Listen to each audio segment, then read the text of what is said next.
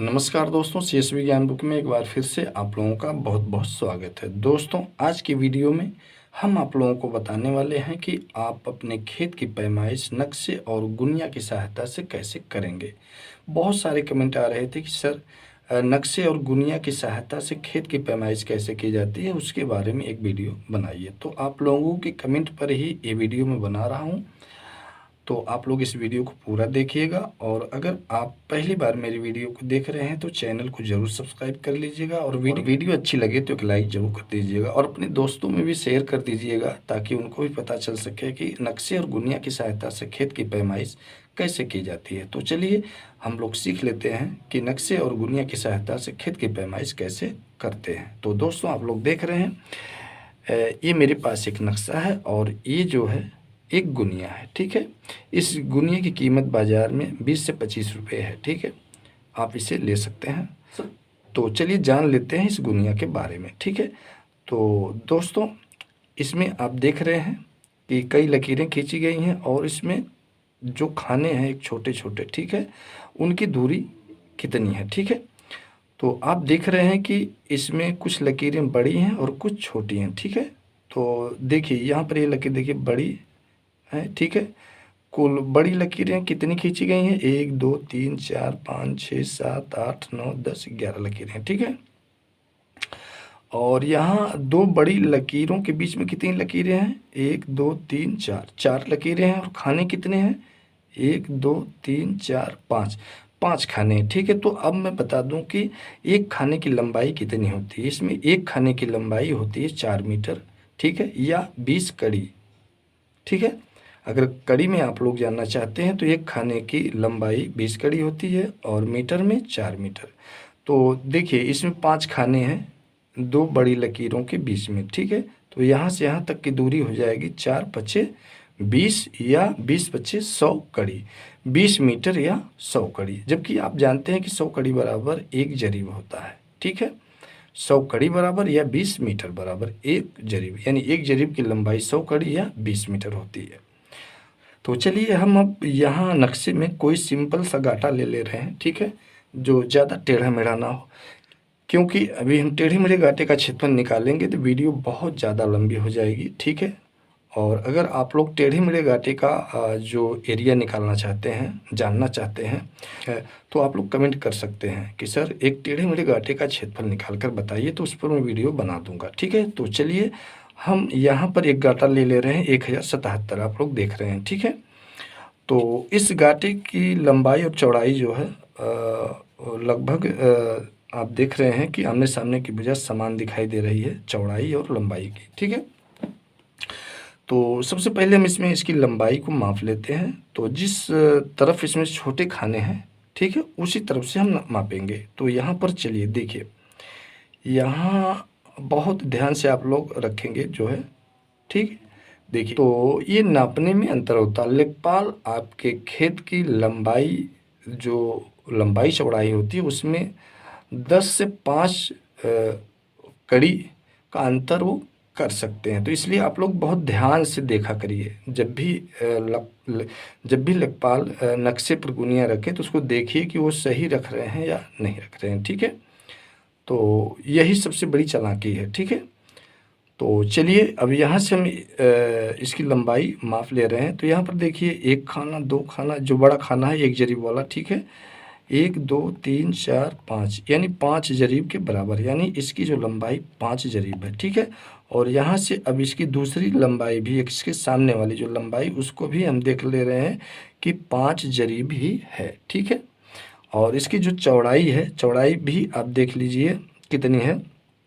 चलिए एक तरफ की चौड़ाई इसकी, यहाँ से देखिए 2 जरीब है, यहाँ से यहाँ तक 1 जरीब, यहाँ से यहाँ तक 1 जरीब। ठीक है, 2 जरीब या 40 मीटर, क्योंकि 1 जरीब में 20 मीटर, 2 जरीब में 40 मीटर, और लंबाई इसकी कितने मीटर है, यानी 5 जरीब है, तो 20 25 100 मीटर। ठीक है, या 500 कड़ी। ठीक है, 500 कड़ी के बराबर इसकी लंबाई है, 20 मीटर के बराबर। ठीक, अब चलिए इसकी चौड़ाई हम देख ले रहे हैं। दूसरी चौड़ाई भी 2 जरीब के बराबर, यानी 40 मीटर। ठीक, 40 मीटर। तो अगर इसकी चौड़ाई कड़ी में कहें तो इसकी जो चौड़ाई होगी 200 कड़ी, ठीक है। और ये भी चौड़ाई कितनी होगी, 200 कड़ी होगी, ठीक है, क्योंकि 2 जरीब इसकी चौड़ाई है, ठीक है। तो चलिए अब एक सादे पेपर पर इसका खाका तैयार करके इसका क्षेत्रफल निकाल कर हम आप लोगों को बता दे रहे हैं, ठीक है। तो खेत आयताकार की आकृति में था, ठीक है। तो चलिए इसको हम यहाँ उसका खाका तैयार कर लेते हैं, ठीक है। तो चौड़ाई इसकी कितनी थी, 40 मीटर और लंबाई 100 मीटर, ठीक है। दोनों तरफ की जो लंबाई है 100 मीटर और चौड़ाई 40 मीटर आई थी, ठीक है। अब ये खेत जो है आयताकार में है, तो आयत का क्षेत्रफल होता है, ठीक है, आयत का क्षेत्रफल होता है लंबाई गुणे चौड़ाई। तो लंबाई इसकी 100 मीटर है और चौड़ाई 40 मीटर है, इसलिए इसका गुणा कर देंगे तो ये हो जाएगा 4000 वर्ग मीटर, ठीक है। इसका क्षेत्रफल कितना आ गया, 4000 वर्ग मीटर। अब देखिए इसमें मान लीजिए कि आपने इस गाटे की जो लंबाई चौड़ाई मापे, हो सकता है कि ये 40 है तो ये 42 आ जाए, ये 100 है तो ये 104 हो जाए, 102 हो जाए, जो भी हो जाए। तब आप कैसे इसकी लंबाई चौड़ाई ज्ञात करेंगे, ठीक है। तो चलिए, क्योंकि आयत का क्षेत्रफल लंबाई गुणे चौड़ाई होता है, अगर जब चौड़ाई दोनों समान होती है तभी उसका क्षेत्रफल हम निकाल पाते हैं। तो उसको समान करने के लिए क्या करते हैं, मान लीजिए इसकी ये 100 मीटर है, ये 104 मीटर है, ठीक है। तो हम क्या करते हैं, ठीक है, दोनों को जोड़कर उसका एवरेज निकाल लेते हैं, यानी 2 से इसमें भाग दे देंगे, भागफल देने पर कितना आ जाएगा, 102 हो जाएगा, ठीक है। तो लंबाई की जगह ये 102 हो जाएगा, ठीक। अब मान लीजिए 40 मीटर है, हो सकता है ये 40 मीटर या 42 मीटर हो, ठीक है। तो इन दोनों को भी जोड़कर हम 2 से भाग कर देंगे तो कितना आ जाएगा, 41 आ जाएगा, ठीक है। लंबाई 102, चौड़ाई 41 हो जाएगा। तो इसी तरह से इसका क्षेत्रफल निकाला जाता है, ठीक है। तो दोस्तों मैं एक चीज़ बता दूं कि इस हिसाब से आपका क्षेत्रफल सही नहीं निकलता है, कुछ न कुछ इसमें अंतर हो जाता है। अगर आप गणित के सूत्र के हिसाब से निकालेंगे, फार्मूला जो उसका होता है फार्मूले के हिसाब से लगाएं तो इस तरह से नहीं निकलेगा, ठीक है। लेकिन लेखपाल लोग इसी हिसाब से निकालते हैं, ठीक है। तो चलिए इसका क्षेत्रफल तो निकल गया कि इस खेत का जो एरिया है 4000 वर्ग मीटर है।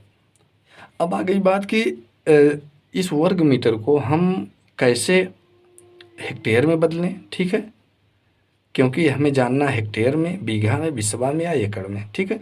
तो चलिए हेक्टेयर में अगर आपको निकालना है तो आपको हमने बताया है, हर वीडियो में हम बताए हैं कि 1 हेक्टेयर बराबर होता है 10,000 वर्ग मीटर, ठीक है। तो हम क्या करेंगे, अगर 1 हेक्टेयर बराबर 10,000 वर्ग मीटर तो 4000, ठीक है, 4000 वर्ग मीटर बराबर कितने हेक्टेयर होंगे, ठीक है। तो हम क्या करेंगे, 4000 में 10,000 से भाग कर देंगे, ठीक है। तो इसका जो भागफल आएगा 0.4000, ठीक है। तो हम क्या करेंगे, जब इसको हमें हेक्टेयर में कन्वर्ट करना होगा तो इसमें हम 10,000 से भाग कर देंगे, भागफल जितना आएगा वही हेक्टेयर में आ जाएगा। तो इसका क्षेत्रफल जो कितना आया, 0.4000। तो दोस्तों एक चीज़ और आप लोग जान लीजिए कि अगर आपके खेत का क्षेत्रफल 4 अंकों में है, ठीक है, वर्ग मीटर में, तो आपके खेत का क्षेत्रफल जो होगा हेक्टेयर में 0.4000।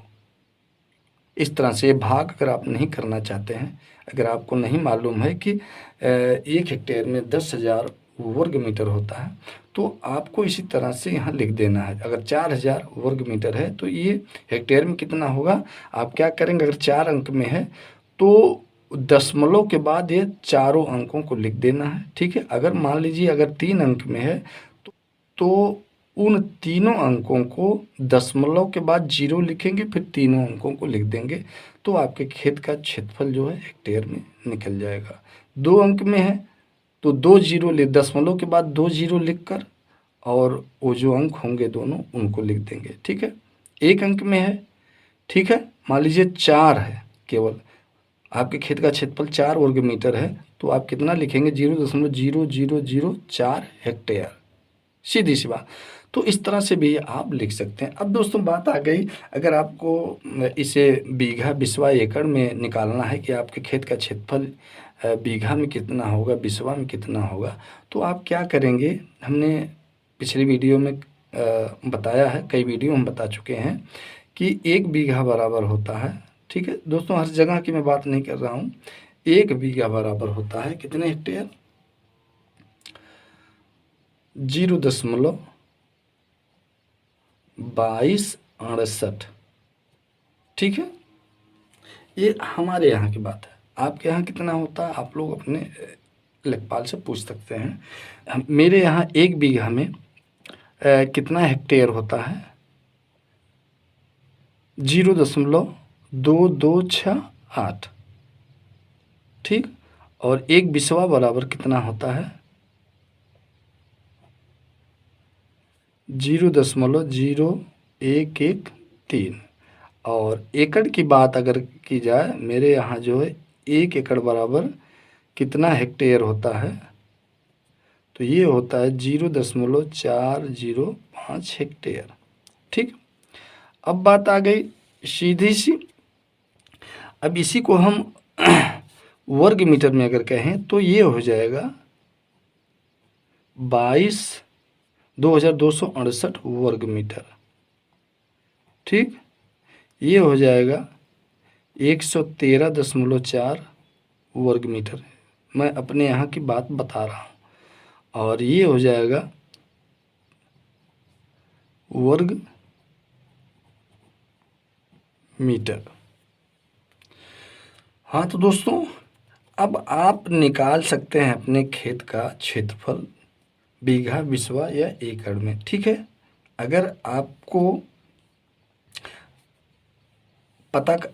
पता करना है कि 0.400 हेक्टेयर में कितने बीघा होते हैं, तो आप क्या करेंगे, इसमें जो है ये 2268 है ना, 0.400 बटे 0.2268 से भाग कर देंगे, ठीक है।